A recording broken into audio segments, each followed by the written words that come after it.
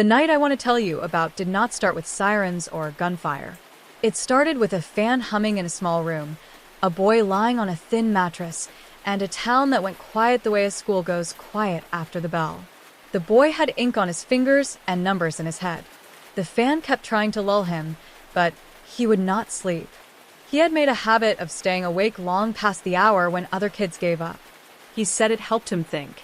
He also said he did not like dreams. Dreams were for people who could afford to close their eyes. His name was Pablo, and back then he was just a kid who rode a bicycle with squeaky brakes through fog that hung low over the hills.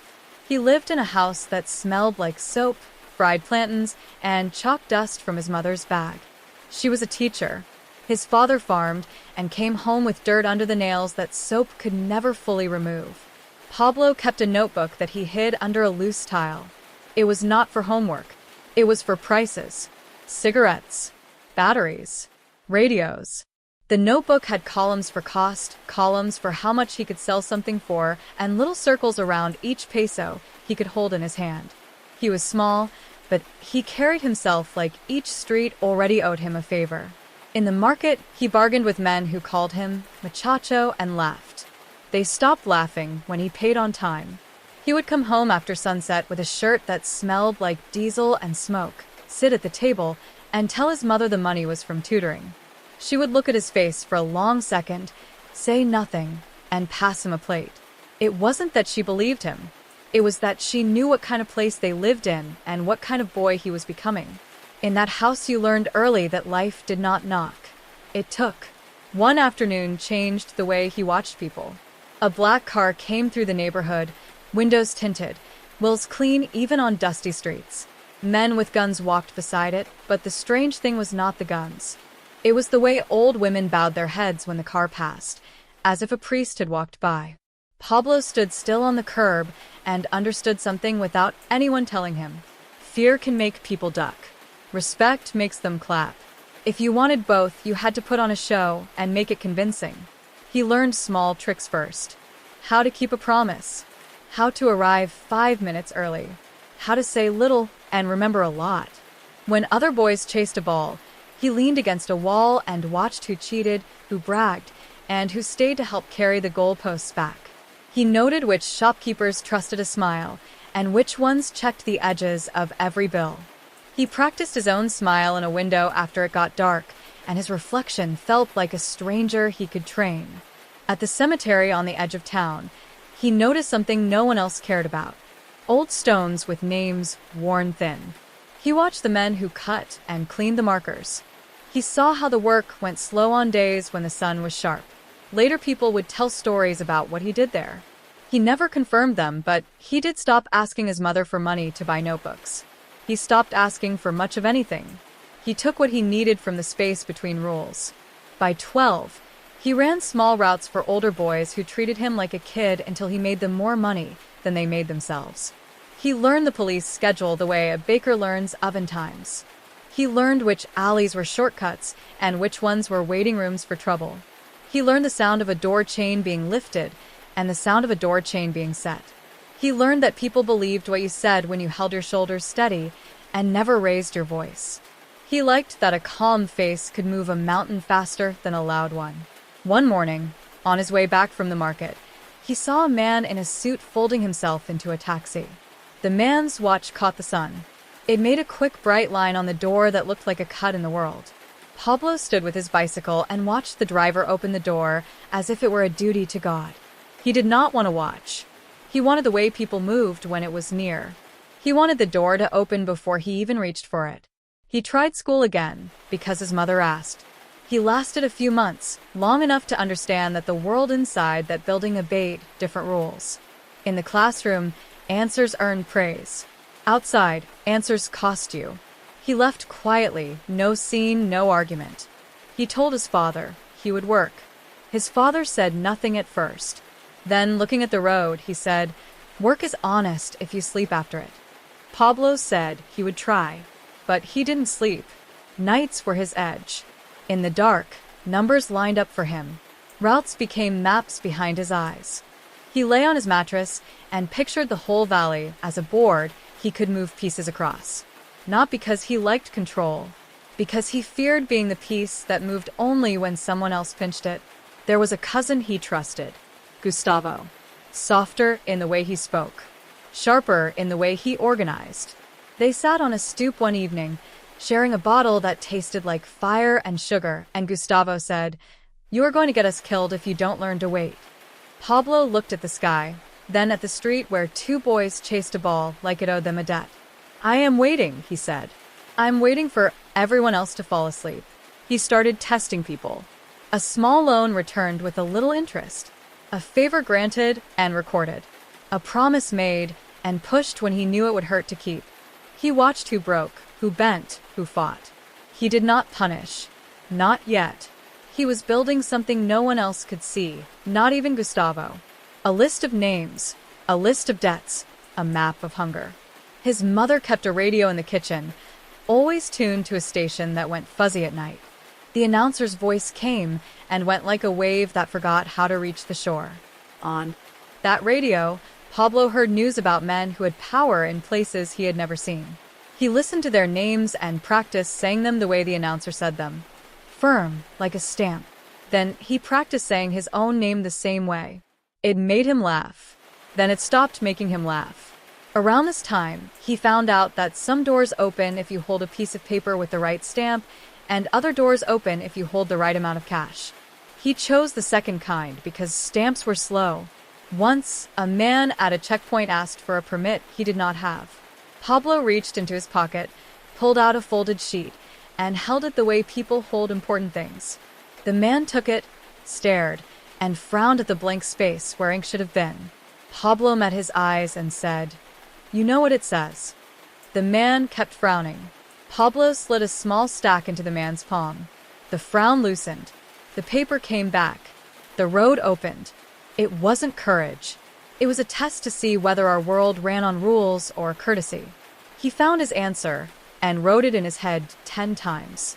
He liked to climb to a hill outside town at dawn and watch the valley wake. He would sit with his bicycle next to him and a cheap revolver on his lap because someone told him a man looks like a man when metal sits near his hand. He did not point it. He did not wave it. He just wanted to know its weight.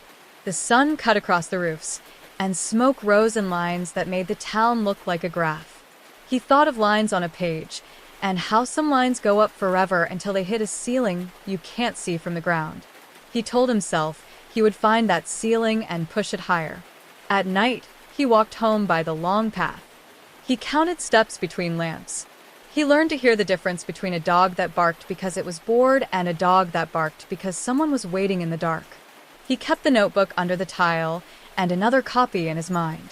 If he lost both, he would make a third in the dust on the floor and memorize it before the wind could take it.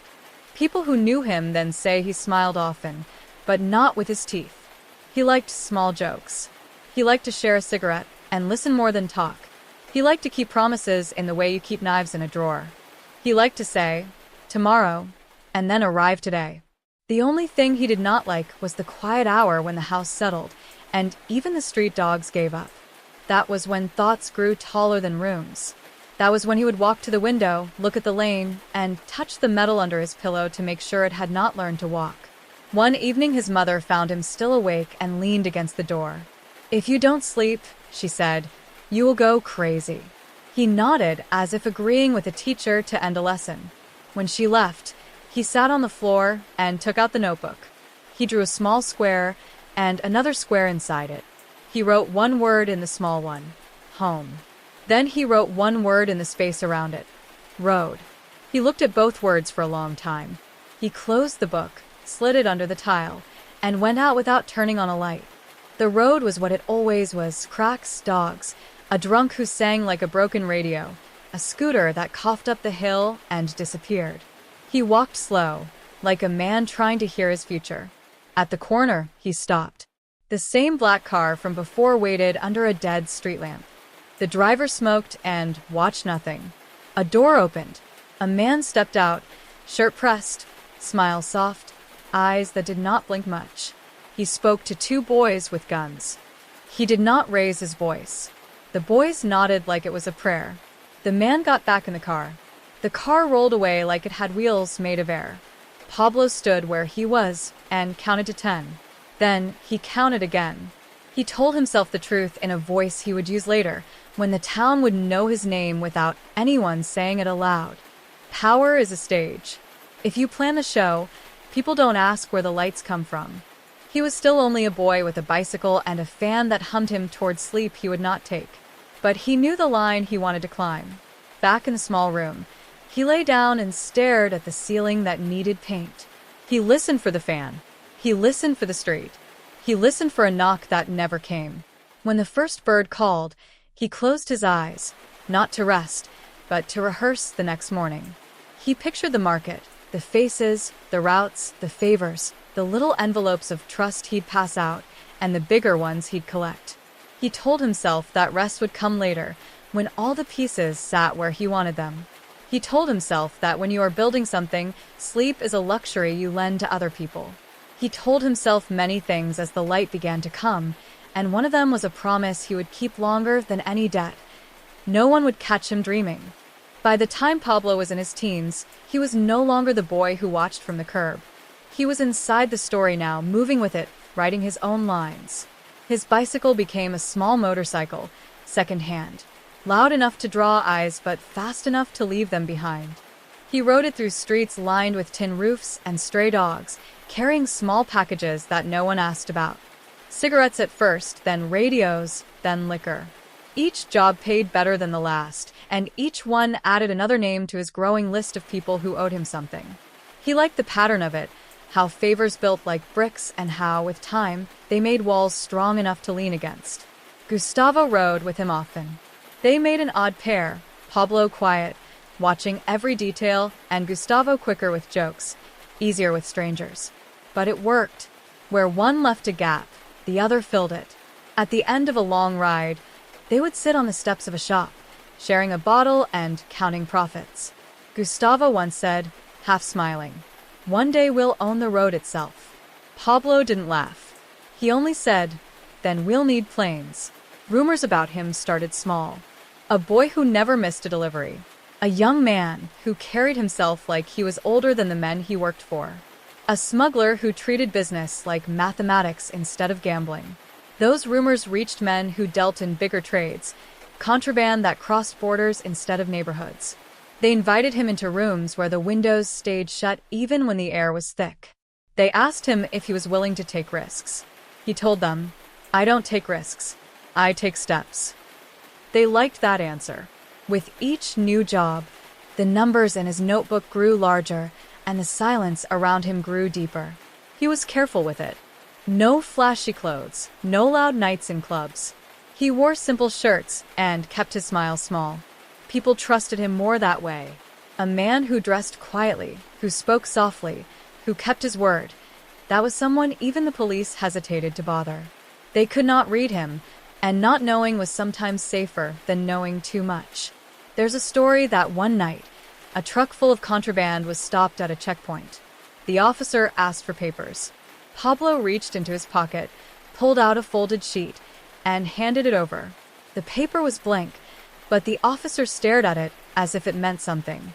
Pablo's face never changed. When the officer looked up, Pablo slipped a thick envelope into his hand and said, "You understand." The truck rolled on. Whether that story is true or not doesn't matter. What matters is that people told it, and with every telling, his legend grew another inch. By his early 20s, he had more than just trucks. He had airstrips cut into jungle clearings, small planes willing to land where no one else dared, and men who knew how to move cargo without asking too many questions. His cousin Gustavo handled the numbers, kept track of what went in, what went out, what was owed, and what was forgiven. Together they built a system that looked simple, but worked like a machine. Each piece fed the next, and no part could be pulled out without the whole thing shifting to cover the gap. At night, though, Pablo's habits stayed the same. He still walked his house before sleeping, checked the locks, pressed his hand against the revolver under his pillow. He told himself it wasn't fear, just preparation. But the truth was, he never trusted silence. Even in his own bed, he kept one ear open, listening for footsteps that didn't belong. The more he built, the less he slept. Success had a sound of its own, and it was never quiet. When he looked at the world now, he didn't see it the way other men did. They saw towns, roads, hills. He saw networks, lines drawn between people, debts waiting to be collected, favors stacked like coins. He didn't call it power yet. To him, it was still just survival, just a way to make sure his family never had to choose between food and rent again. But inside him, something else was growing. A hunger not for bread, not for money, but for memory. He wanted the world to remember his name, not as a boy who hustled cigarettes, but as someone who built something so big it could not be ignored. One morning, he climbed a hillside outside Envigado, sat with his back against a stone, and watched the valley below. The sun cut across the rooftops, and the mist burned away slow, like secrets being revealed. In his lap lay the same revolver he had carried since he was a teenager. He wasn't thinking about enemies that morning. He was thinking about statues. He told himself, "Money is paper. Buildings are stone. If I build enough stone, they will not forget me." He said it out loud, though no one was there to hear it. By now he was earning more than he could count on his own. Cigarettes and liquor turned into something else. White powder that fit in small bags but carried the weight of entire economies. Most traffickers saw it as too dangerous, too expensive to process, too risky to move. Pablo saw the opposite. Light, easy to hide, more profitable than anything else. The first lab was crude, built under a canopy of trees that dripped with rain and buzzed with insects. But it worked. The purity was high, the profits higher. Each peso he earned went back into the business. More planes, more pilots, more routes. No gold chains, no parties. Just reinvestment. A seed that kept splitting into new roots. It wasn't just money he was building. He was building loyalty. He recruited men from his own neighborhood, cousins of cousins, people he had grown up with. He paid them well, protected their families, gave them reasons to stay close. Once you were inside, you didn't leave. Not because he said so, but because he made you believe it was safer that way. In the barrios, people started whispering his name with respect. He paid for funerals, built soccer fields, handed out cash at Christmas. Mothers called him Don Pablo. Children waved when his car passed. To them, he wasn't a criminal. He was the man who gave when no one else did. But for Pablo, giving was not charity. It was insurance. Every gift was a promise. Every promise was a shield. He told himself he was building more than an empire. He was building a place to stand when the storm came. And he knew the storm would come. It always did. That was why he still checked the locks at night. That was why he still kept the revolver near. Because even kings need to know which doors open and which ones stay closed. And even kings must learn how to stay awake when the rest of the world falls asleep. The turning point didn't come with gunfire or flashing lights. It came quietly, like a door opening in the dark. A shipment he had counted on, a small one by later standards, never reached its destination. It wasn't seized by police. It wasn't lost at sea. It was stolen by rivals, men too bold, or maybe too foolish, to understand what line they had just crossed. The product was gone, the courier dead. Some men would have raged. Some would have cursed their luck and written it off. Pablo didn't do either. He sat with Gustavo, silent for a long while, then gave one order. A week later, the rival's house burned to the ground, and the bodies of his guards were found with bullets in their eyes. There were no warnings, no notes, no explanations. After that, no one asked if Pablo Escobar could be tested. The answer was clear, and it was permanent. From then on, whispers spread like smoke. Businessmen in Medellin no longer saw him as just another smuggler. Judges hesitated when his name crossed their desks. Journalists learned to write around him, not about him. He hadn't needed to shout. He never did. His message was written in fire and silence, and people understood. The network grew. What started as cigarettes and liquor was now something else entirely. Planes lifted off from jungle strips at night, headlights dark, guided only by signal fires. Boats moved silently along rivers, carrying cargo that didn't weigh much, but was worth more than entire farms. Fishing crews hauled in nets that didn't hold fish. Families along the routes were paid well to look the other way, to keep binoculars ready, to whistle if they saw a patrol car that didn't belong. For every peso he spent, 10 came back. And for every 10, another 10 was invested. The wheel turned, and it spun faster every month. But Pablo wasn't only thinking of profit. He was already thinking of legacy. He paved roads where the government had left only mud. He built soccer fields in neighborhoods where children had nothing to do but wait for trouble. He paid tuition for kids who didn't know his name and didn't need to. Mothers prayed for him at night, calling him their benefactor, their saint. In return, he asked for nothing but silence. It was a trade most were glad to make. Still, ambition doesn't sleep. Not his, not anyone's. He started looking at the country itself, wondering what it would take not just to live in it, but to own a piece of it. Rumors spread that he once offered to pay Colombia's entire national debt, billions, enough to rescue the country's economy, in exchange for immunity. Some say it was a bluff. Others swear it was real. Whether true or not, the story itself mattered. It told the world that Pablo Escobar was not thinking like a criminal anymore. He was thinking like a head of state. His empire, though, wasn't built only on money. It was built on fear, loyalty, and the kind of organization that made chaos look like order. He recruited boys from the barrios, gave them guns, motorcycles, and a purpose. They became sicarios, hitmen who killed not for sport, but for survival and for the wages of war. He made them feel like soldiers in an army, not criminals in the shadows. They called him patron, boss, and they carried out his orders with a kind of devotion that was both terrifying and unshakable.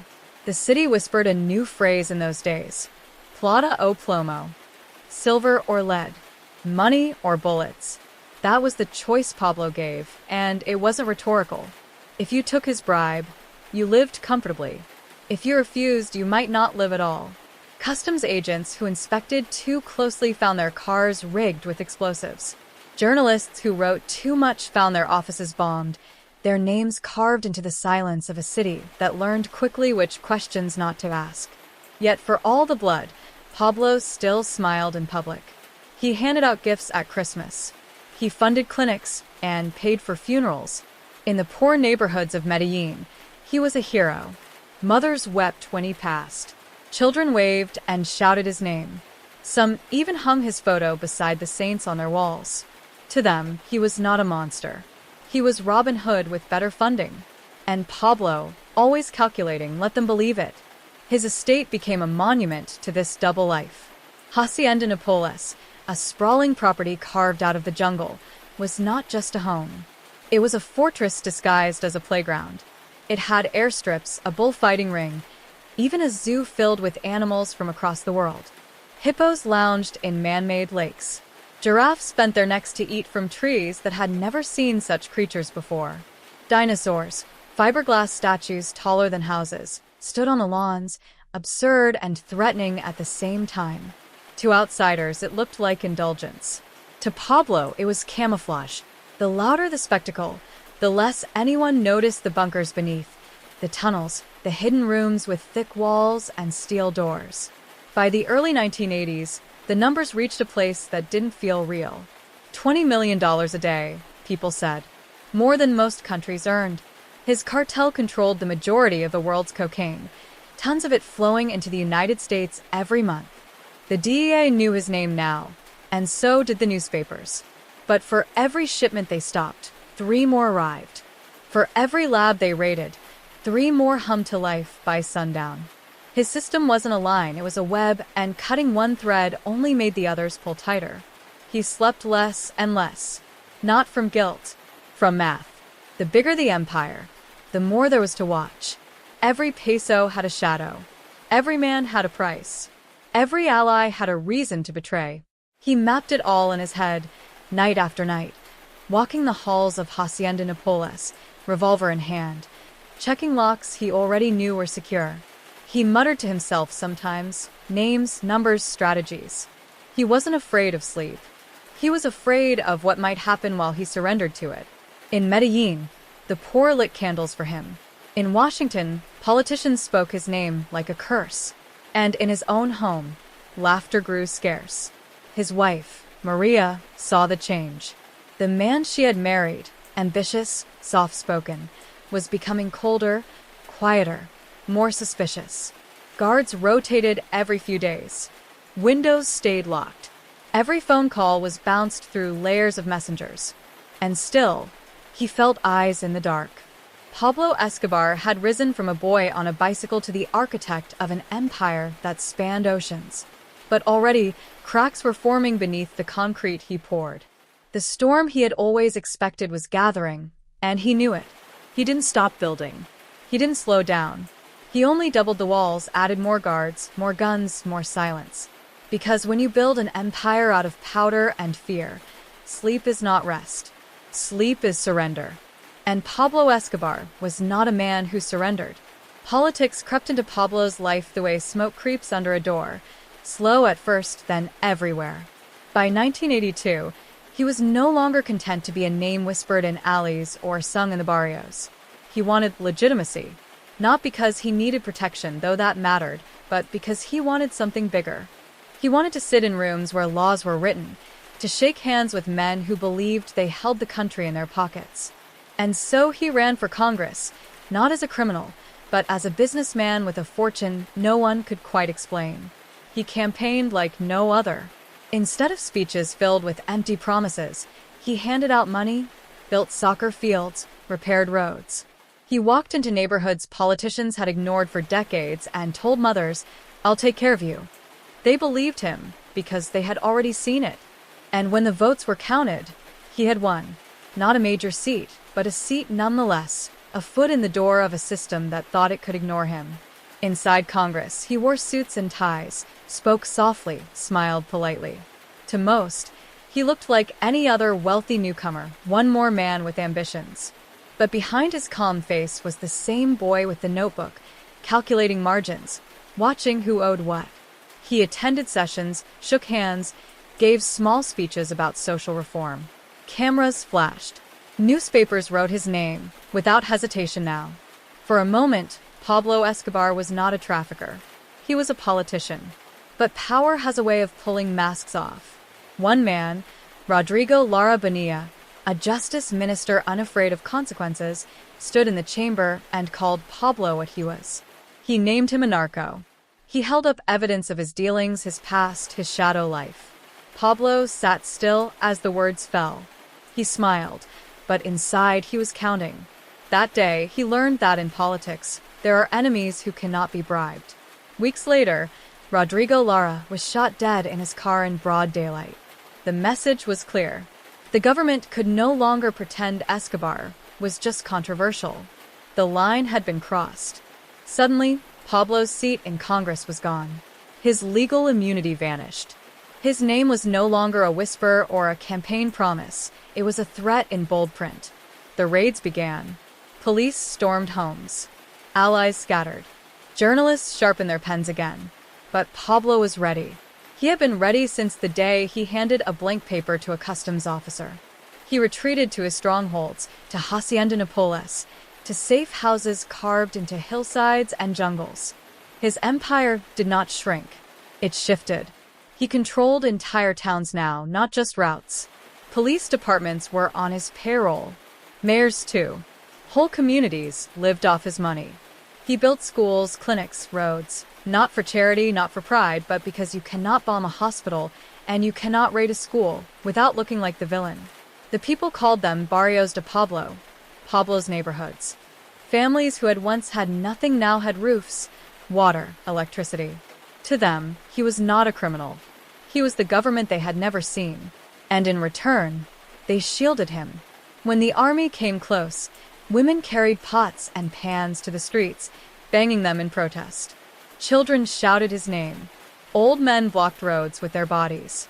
Each family he fed was another barrier between him and extradition. Extradition, that word haunted him more than bullets. The thought of being sent to the United States, tried on foreign soil, locked in a cell he could not control, it was his nightmare. In speeches, he called it an insult to Colombian dignity. In private, he called it death. He told Gustavo, "I'd rather have a grave here than a cell there." And he meant it. So, he doubled security again. Cars became armored. Guards carried briefcases that opened to reveal submachine guns. Homes had tunnels beneath them, safe rooms with their own air supplies. He built bunkers so strong you'd need tanks to breach them. Still, he rarely slept. When he did, it was in a different room each night, sometimes for only an hour, pistol near his ankle, radio crackling at his side. His paranoia wasn't without reason. Rivals grew bold. Informants multiplied. Every silence carried weight. Every laugh could be betrayal. Yet even in the middle of the storm, he kept giving to the poor. He hugged grandmothers in the barrios. He knelt to let children touch his watch. He handed out envelopes of money with names neatly written on them. To some, he was still Don Pablo, the man who remembered them when the government never had. To others, he was a plague. To the state, he was the enemy. Then came the war no one could ignore. The Cali cartel, slicker and colder, began pushing against his empire. They didn't use bombs in neighborhoods. They used boardrooms, banks, quiet deals. They dressed in suits and whispered in ears. But Pablo was not one to be replaced. He answered with fire. Entire blocks in Medellin went up in smoke. Car bombs exploded outside offices. Judges resigned overnight. The city shook with fear, and Pablo stood calm in the middle of it, as if chaos itself was his ally. The United States took notice. DEA agents no longer just observed. They became targets. But Pablo was careful. He didn't attack Americans directly, not yet.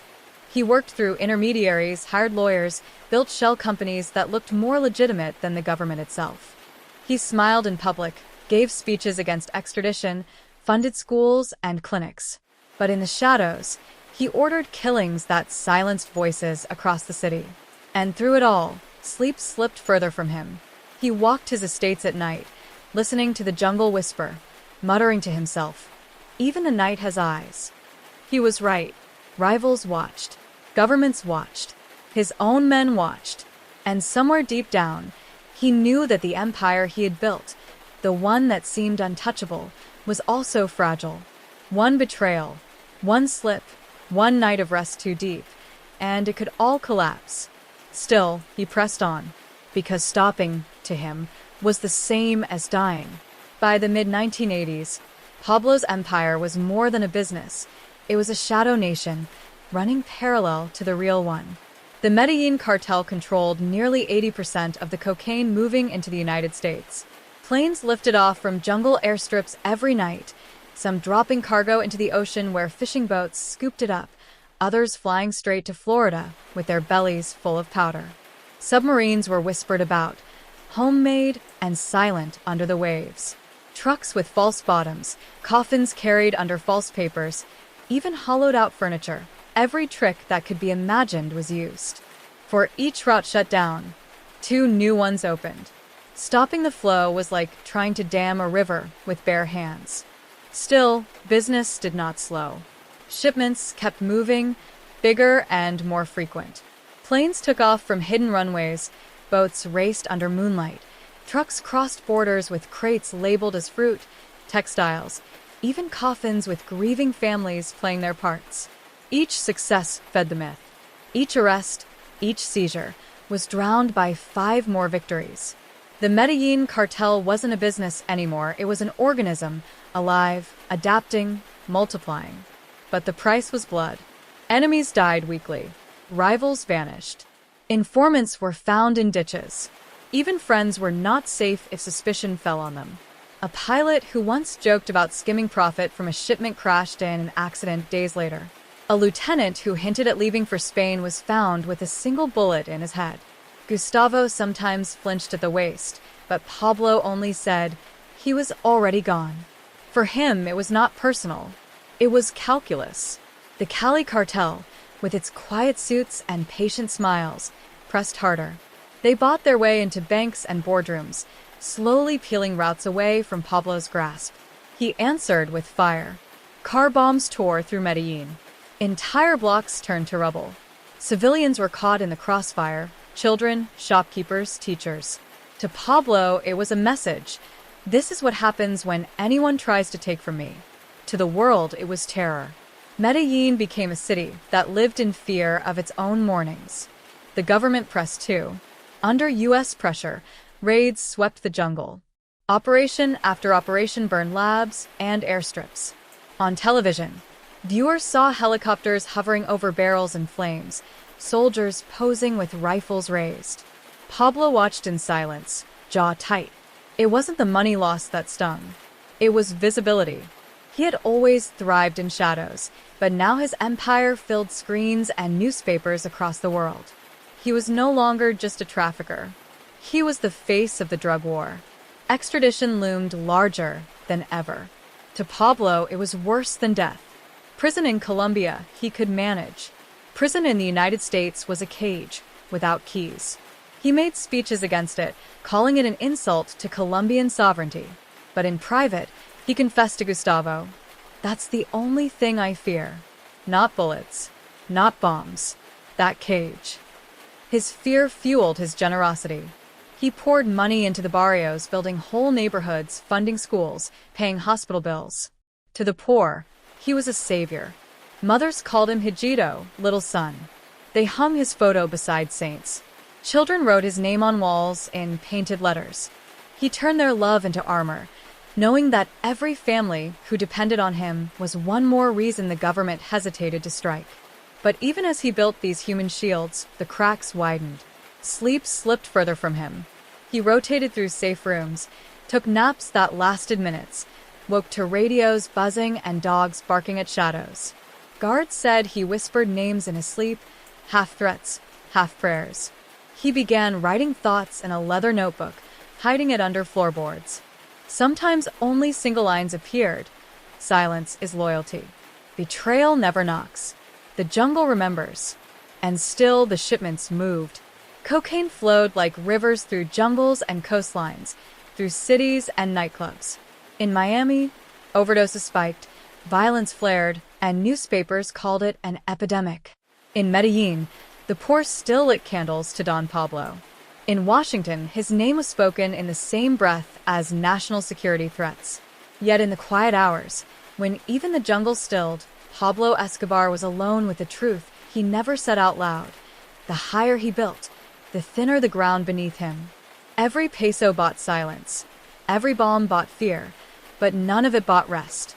He paced in the dark, eyes open, revolver in hand, listening to a world that wanted him gone. And the man who had once said no one would catch him dreaming had become the king who feared sleep itself. Pablo knew he could not outrun the storm forever. The government wanted him. The Americans wanted him more. Extradition was on every headline, whispered on every street corner. His enemies in Cali watched and waited, smiling behind polished desks, certain his empire would soon collapse under the weight of international pressure. And so he tried something no one expected. He made a deal. He would go to prison, but only on his own terms. No foreign cell, no American cage. He would build the prison himself, guard it with his own men, and live inside it as if it were a mansion with walls. The government, desperate to stop the bloodshed, agreed. They thought they had won. Pablo thought the same. La Catedral, they called it. But it wasn't a prison the way the world understood the word. It sat on a hillside, surrounded by fog, overlooking Medellin as if Pablo still ruled it from above.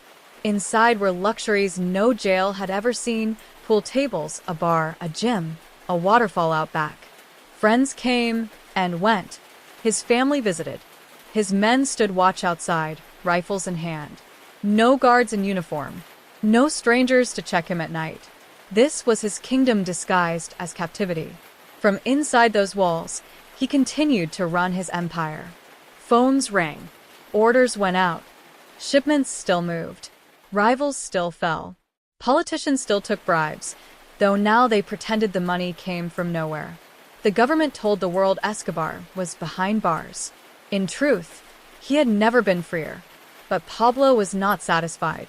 He grew restless, pacing the halls of La Catedral the same way he had paced the grounds of Hacienda Napoles.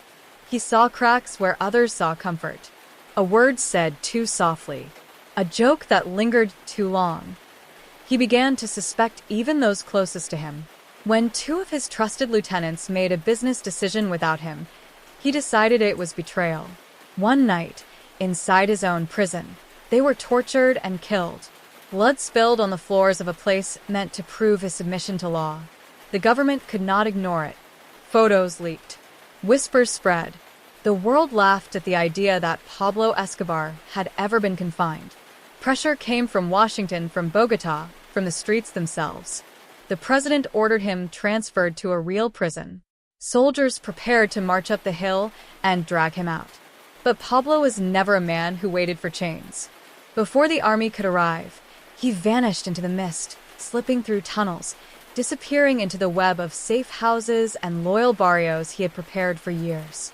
The state had tried to cage him, and instead they had released him back into the wild, stronger than before. From that day on, he became a fugitive, not just a trafficker. Every phone call was triangulated. Every shadow was suspect. His enemies, the Cali cartel and Los Peeps, circled like vultures. The Americans tightened their grip. The Colombian army hunted him like a ghost. And Pablo, the king who had once walked openly through neighborhoods to the cheers of children, now crept through basements and safe rooms, always awake, always listening. And still, the empire tried to move forward, even as its foundations began to crack. Money flowed, but slower. Loyalty held, but thinner. For the first time in his life, Pablo Escobar was not building higher. He was only trying to keep what was already slipping through his fingers.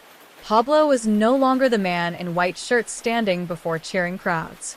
He was a hunted figure, slipping from house to house, the net around him tightening with every sunrise. Medellin had once been his stage. Now it was his maze. He moved through its alleys with curtains drawn, phones unplugged, guards stationed like shadows. The man who had once controlled a nation with bribes and bullets now trusted only a handful of men, and even they were never allowed too close. His empire still existed, but it no longer obeyed like before.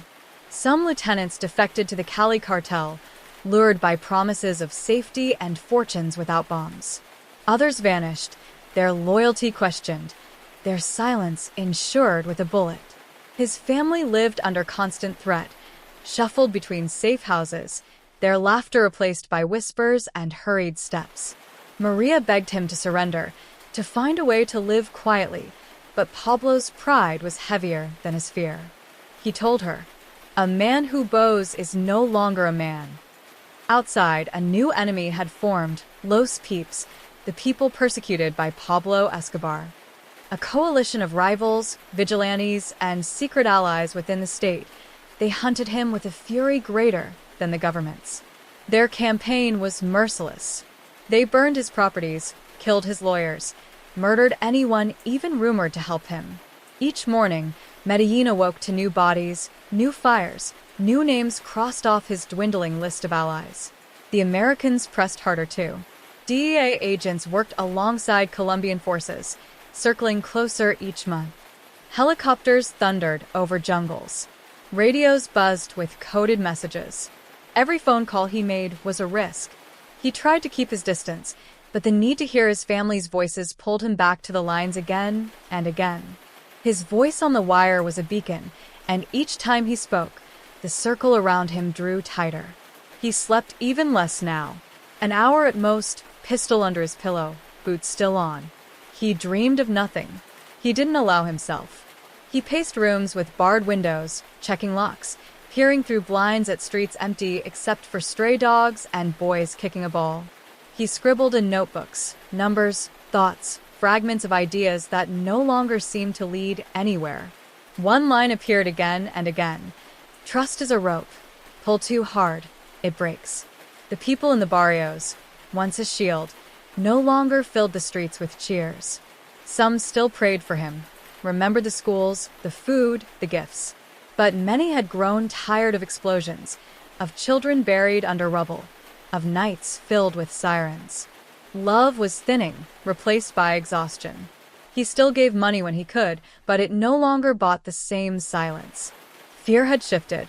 It no longer protected him. It isolated him. Each move was more desperate. He hid in farmhouses, abandoned buildings, apartments lent by distant cousins. He grew a beard, changed clothes often, carried only what he could fit in a small bag. He no longer trusted convoys or luxury. Luxury made noise. Noise attracted death. He carried radios instead, his lifeline to the outside, his only way of hearing the war still being fought in his name. At night, he sat with Gustavo, the cousin who had always been his balance. Their conversations grew shorter, quieter. Sometimes they spoke of the past, the bicycle days, the first shipments, the dream of statues. Gustavo tried to smile, but Pablo no longer looked back. He only stared at walls, as if waiting for them to betray him too. By the early 1990s, the legend was fraying. The man who had once offered to pay Colombia's national debt was reduced to a fugitive, watching his empire decay piece by piece. His paranoia was no longer strategy. It was survival. And even survival seemed thinner every day. The empire was still vast, but its king was shrinking, walking the world in shadows, hunted not only by his enemies, but by the fear that never let him close his eyes. And deep down, Pablo knew, though he would never admit it, that the game he had mastered for so long was no longer his to control. The walls were closing in, and no matter how many times he checked the locks, no matter how many times he whispered to the night, he could not stop what was coming. The circle grew smaller with each passing week. Men who had once sworn loyalty slipped away into the arms of rivals or disappeared into graves no one bothered to mark. Gustavo was still with him, but even he seemed worn down, carrying the weight of years spent looking over his shoulder. They spoke less now, not because there was nothing to say, but because both knew words couldn't change what was happening. The Medellin cartel, once a living machine that moved across oceans, was now a fractured body. Its arms had been severed, its legs cut out from under it. What remained was Pablo, pacing in dim rooms, clutching radios, listening for footsteps that might be coming for him. Los peeps struck relentlessly. They burned down homes that had once been sanctuaries. They shot lawyers, accountants, even distant relatives. Entire families fled Medellin, terrified of being seen as connected to him. Houses Pablo had built with his money were marked with red paint, then blown apart with dynamite. Every day was another reminder that his past generosity could no longer protect him. For every mother who lit a candle in his name, 3 others prayed their sons wouldn't be caught in the crossfire. The people's shield had become paper-thin. The government pressed harder too. American surveillance technology, combined with Colombian intelligence, left Pablo with fewer places to hide. Every phone call was traced within minutes. Every ally who spoke his name was monitored. Soldiers raided safe house after safe house, often arriving just hours after he had left. To the outside world, it looked like the hunt was closing in perfectly. To Pablo, it felt like the night itself had grown ears.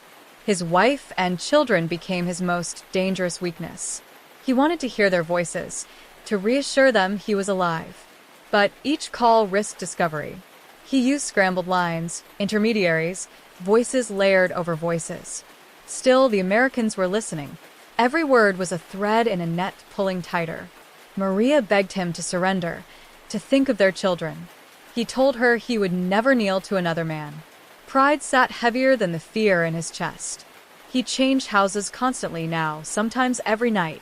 Basements, attics, abandoned apartments where the air smelled of dust and mold. Guards slept on floors with rifles across their laps. Radios hissed in every corner.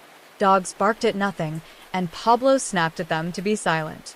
He paced, muttered names, scribbled notes in small books. His men said he looked thinner, his hair grayer, his eyes restless and red. The king of Medellin was beginning to resemble a ghost haunting the very city he once ruled. And yet, even in those final days, there were flashes of the man he had been. When food was brought to him, he insisted his guards eat first. When a child wandered too close to one of his hideouts, he gave the family money to leave the city safely. He still carried his revolver with the same steady hand, still believed he could outthink the entire world if he just stayed awake long enough. He told Gustavo, "A lion doesn't die like a dog. Remember that." But he was no longer a lion in the jungle. He was a man in a shrinking cage of his own making. Each move was riskier than the last. Each ally who swore loyalty seemed less convincing. And deep down, he knew the truth. His empire had outgrown even him. It was collapsing under its own weight, and no amount of guns, money, or silence could hold it together anymore. On the streets of Medellin, the sound of explosions had become normal, but whispers of Pablo's end grew louder. Children who once waved at his car now pointed at the sky when helicopters passed overhead. Men who once toasted his name now drank quietly, refusing to mention him at all. The legend was fading, and what remained was a man who had spent his life building walls only to find himself trapped inside them. In his notebooks, his handwriting grew messy, lines scrawled without order. Trust no one. Sleep is surrender. Family must live. I will not be caged. These were not the records of a businessman anymore. They were the thoughts of a man watching his world unravel thread by thread. And though he still carried himself with pride, though he still spoke as if control had not slipped through his hands, even Pablo Escobar knew what was coming. The question was no longer if, but when. December 2nd, 1993. Medellin was bright with sun, the kind of light that makes every wall look sharper, every shadow shorter. Pablo had woken that morning in a safe house, an ordinary two-story home in the Los Olivos neighborhood. The room smelled of fried pork his guards had cooked, of cigarettes that never seemed to leave the air. He looked tired, older than his 44 years. But he still carried the weight of a man who believed he could bend fate. He told himself, as he always had, that he would never die in a cage. He called his family that morning. He couldn't resist. His son, Juan Pablo, had been his worry for months. His wife, Maria, begged him to stop calling, to stop risking everything for a few words. But Pablo needed their voices. He needed proof that his empire, even if crumbling, still meant something to those he loved. He spoke too long, the line too open, his voice too loud. Somewhere miles away, antennas and trackers caught the signal. The net had found him. By afternoon, Colombian forces surrounded the neighborhood, working with American surveillance teams. Soldiers moved block by block, radios alive with coded words. Inside the house, Pablo ate lunch, laughed at a joke his cousin Gustavo made, then leaned back in a chair that groaned under his weight. He had been hunted for over a year. Today felt no different to him. He believed he would slip away as always, vanish into alleys, tunnels, friends' homes. He told Gustavo, "They can chase me forever. They'll never cage me." But footsteps grew louder outside. The search team closed in. A neighbor peeked from behind a curtain and saw uniforms moving. Children playing in the street were pulled inside by their mothers. The air shifted the way it does before a storm. Inside, a radio hissed. One of his guards whispered, "They're here." Pablo grabbed his pistol, his old companion, the same one he had carried since the days of riding a bicycle through Medellin. Gustavo grabbed a rifle. They didn't run immediately. They waited, listening. Shots cracked outside. Shouts in Spanish filled the air. Windows rattled. The chase had begun. Pablo and Gustavo scrambled upstairs, firing through windows, bullets snapping back in reply. He moved with surprising calm, as if each shot was part of a rhythm he had practiced in his head. Soldiers flooded the street. Radios screamed with orders. The house shuddered with the weight of battle. Pablo darted across rooms, firing, reloading, shouting to Gustavo to cover the back. But the ring was too tight this time. Soldiers stormed the doors. Grenades blasted walls. The house filled with smoke and dust. Pablo shouted for Gustavo, then kicked open a window and climbed onto the rooftop. For a moment, he stood under the bright Medellin sky, the city sprawling around him, the mountains rising in the distance. This was his city, his kingdom, the place he had built and bled for. And now it was the cage he had always feared. Gunfire erupted. Pablo ran across the tiles, firing back, moving like the boy who once rode a squeaky bicycle through the same streets. But this was no boy's game anymore. Bullets tore through the air, soldiers shouting as they closed in. Gustavo fell first, cut down in the exchange. Pablo kept running, his breath heavy, his pistol clutched like it was the only thing keeping him upright. Then came the shots. 3, maybe more. One struck his leg, another his back. The final one hit behind his ear, the place some say he had always promised to save for himself, rather than let an enemy take him alive. Whether it was his own trigger or a soldier's, no one will ever know for certain. What mattered was that he fell, his body sprawling across the red tiles of a Medellin rooftop. The king who had built an empire out of powder and fear lay still in the sun, his blood running in thin lines down the tiles. The soldiers cheered.